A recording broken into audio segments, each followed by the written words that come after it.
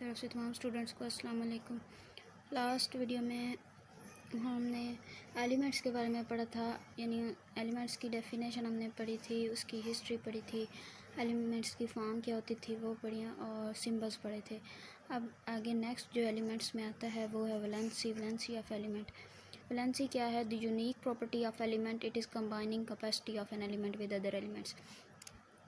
ये एक यूनिक मुनफरिद खसूसियत है एक एलिमेंट्स की और इनकी कंबाइनिंग कैपेसिटी है। कंबाइनिंग कैपेसिटी मीन यानी एक एटम जो है वो दूसरे एटम के साथ वो मतलब कितने बॉन्ड बना सकता है या वो कितने वो बॉन्ड बना के कंबाइन कर सकता है, वो इसकी कंबाइनिंग कैपेसिटी है। सिंपल कोवलेंट बॉन्ड में वैलेंसी क्या है? Number of hydrogen atom with combine one atom. यानी सिंपल कोवलेंट बॉन्ड जो हैं उनमें हाइड्रोजन एटम होते हैं। हाइड्रोजन एटम के साथ जो दूसरे हाइड्रोजन एटम के साथ कंबाइन करने की दूसरे एलिमेंट्स की कैपेसिटी है। यानी फॉर एग्जांपल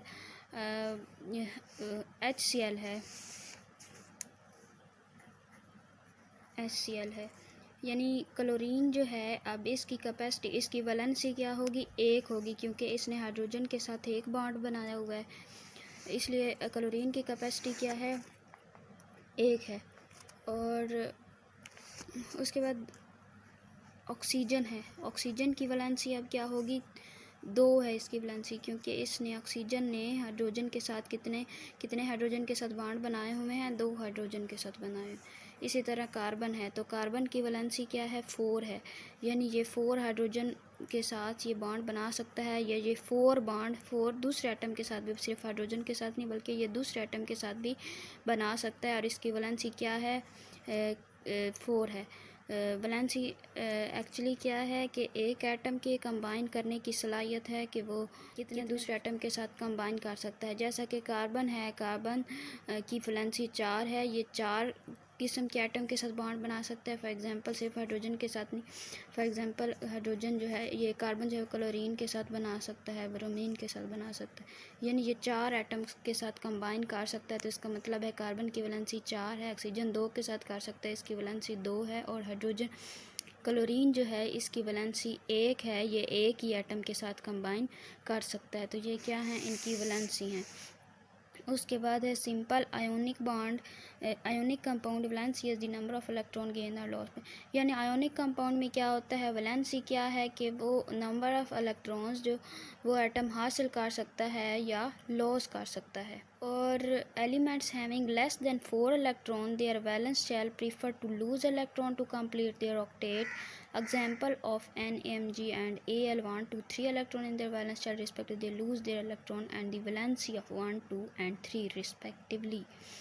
वो कह रहे हैं आयोनिक कंपाउंड में क्या होता है? वैलेंसी क्या है? एक एटम की वैलेंसी क्या है, यानी एक आयन की वैलेंसी क्या होती है कि कितने वो इलेक्ट्रॉन दे सकता है या वो हासिल कर सकता है।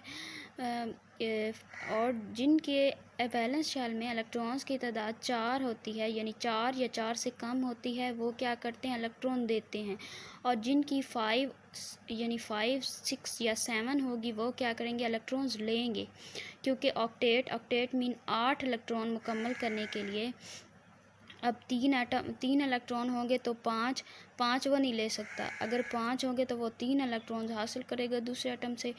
इनके एग्जांपल्स में सोडियम है, मैग्नीशियम है, एलुमिनियम है। इनके वैलेंस शेल में एक, यानी सोडियम के वैलेंस शेल में 1 इलेक्ट्रॉन होता है, मैग्नीशियम के वैलेंस शेल में 2 इलेक्ट्रॉन्स होते हैं, और एलुमिनियम के वैलेंस शेल में 3 इलेक्ट्रॉन्स होते हैं रिस्पेक्टिवली। ये क्या करते हैं? अपने इलेक्ट्रॉन्स को लूज़ कर देते हैं। और अगर सोडियम 1 इलेक्ट्रॉन लूज़ कर रहा है तो इसकी वैलेंसी 1 है, और मैग्नीशियम 2 इलेक्ट्रॉन लूज़ कर रहा है, इसकी वैलेंसी 2 है, और जो एलुमिनियम है वो 3 इलेक्ट्रॉन लूज़ कर रहा है, इसकी वैलेंसी 3 है।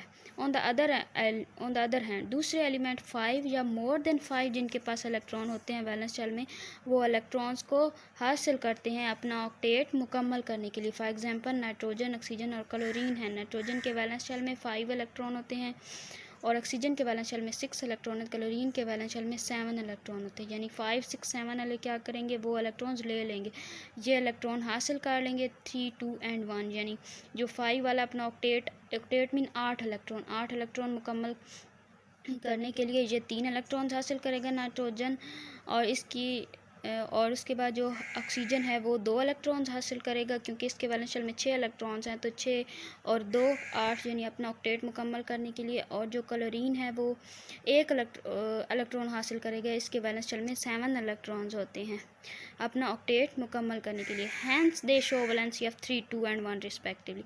तो इनकी वैलेंसी क्या है, यानी वो कितने, जो नाइट्रोजन की वैलेंसी क्या होगी, 3 होगी, क्योंकि वो 3 इलेक्ट्रॉन गेन कर रहा है।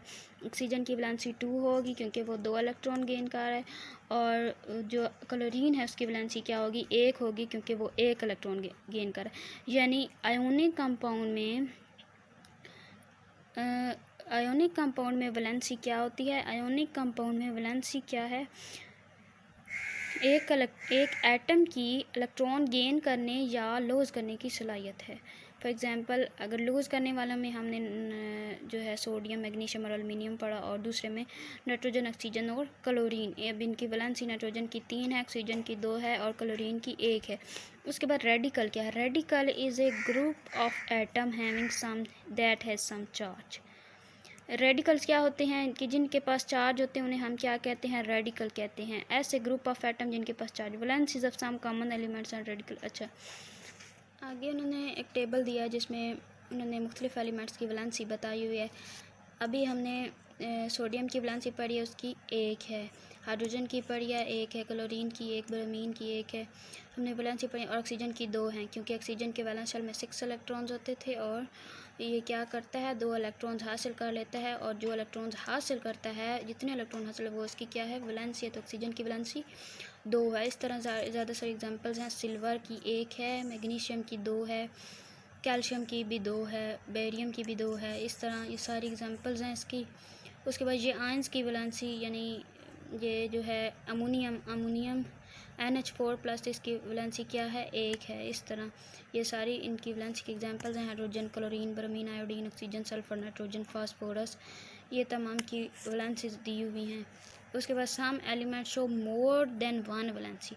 वो कह रहे हैं कि ऐसा भी हो सकता है जो कुछ एलिमेंट्स होते हैं वो मोर देन 1 वैलेंसी शो करते हैं, यानी अगर वो एक फॉर्म में होंगे तो वो उनकी वैलेंसी डिफरेंट होगी, और दूसरी फॉर्म में होंगे तो उनकी वैलेंसी डिफरेंट होगी। उन्होंने एग्जांपल यहाँ दी है इनको, इसे हम क्या कहते हैं, वेरिएबल वैलेंसी। यहाँ पे वेरिएबल वैलेंसी की भी डेफिनेशन आ गई, यानी ऐसे एलिमेंट्स जिनकी एक से ज़्यादा वैलेंसी जो शो करते हैं वो क्या रखते हैं, वेरिएबल वैलेंसी रखते हैं। फॉर एग्जांपल है फेरस सल्फेट की FeSO4, इसकी वैलेंसी आयरन की, इसमें FeSO4 फेरस सल्फेट में आयरन की वैलेंसी Fe की वैलेंसी क्या है, 2 है।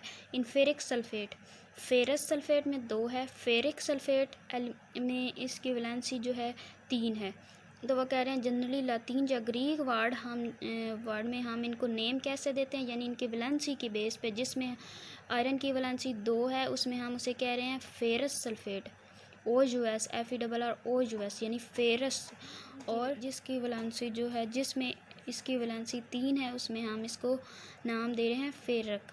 तो वो बता रहे हैं कि अगर मॉडिफाइड जो लोअर वैलेंसी वाले होंगे हम उनको क्या कहेंगे, उनके साथ क्या लगाएंगे नाम के साथ, OUS। जैसा कि इसकी 2 है, फेरस सल्फेट में 2 है, तो इसे हम क्या कहेंगे, फेरस सल्फेट यहाँ पे हम लोग कहेंगे आयरन को। और जहाँ पे फेरिक कहेंगे क्योंकि इसकी वैलेंसी ज़्यादा है। हायर वैलेंसी वाले को क्या कहते हैं, फेरिक।